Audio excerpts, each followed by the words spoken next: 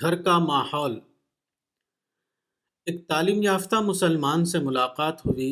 انہوں نے نہایت خوشی کے ساتھ بتایا کہ ان کا معمول ہے کہ وہ روزانہ صبح کو اپنے گھر والوں کو ایک جگہ بٹھاتے ہیں اور کسی دینی کتاب کا ایک حصہ پڑھ کر ان کو سناتے ہیں۔ مجھے بہت سے لوگوں کے بارے میں معلوم ہے کہ وہ اس طریقے کو اپنائے ہوئے ہیں۔ وہ سمجھتے ہیں کہ ایسا کر کے وہ اپنا دینی فریضہ ادا کر رہے ہیں۔ یہ طریقہ بلا شبہ انسان کے بارے میں کمتر اندازے کی حیثیت رکھتا ہے۔ انسان اس طرح کی رسمی باتوں سے اپنا ذہن نہیں بدلتا، لیکن اس طرح گھر والوں کو دینی کتاب پڑھ کر سنانا اصل ذمہ داری کا صرف نصف ثانی ہے۔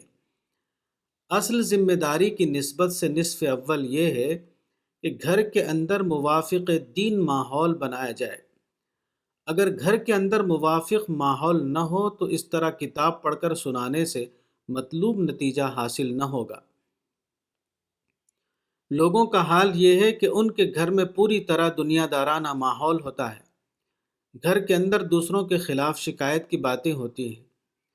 گھر کے اندر منفی خبروں کا چرچا رہتا ہے۔ گھر کے اندر انسانی خیرخواہی کی باتیں نہیں ہوتی، بلکہ اپنے لوگوں کو اپنا اور دوسرے لوگوں کو غیر سمجھنے کا ماحول ہوتا ہے۔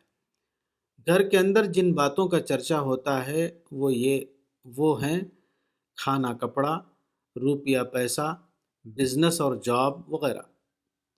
گھر میں دینی کتاب پڑھ کر سنانا بلا شبہ ایک اچھا کام ہے، لیکن اس کو مؤثر بنانے کے لیے ضروری ہے کہ گھر کے اندر اس کے موافق ماحول موجود ہو۔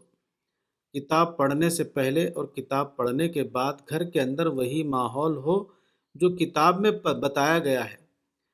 کسی گھر کو دیندار بنانا اسی وقت ممکن ہے جب کہ اس کو پوری سنجیدگی کے ساتھ انجام دیا جائے۔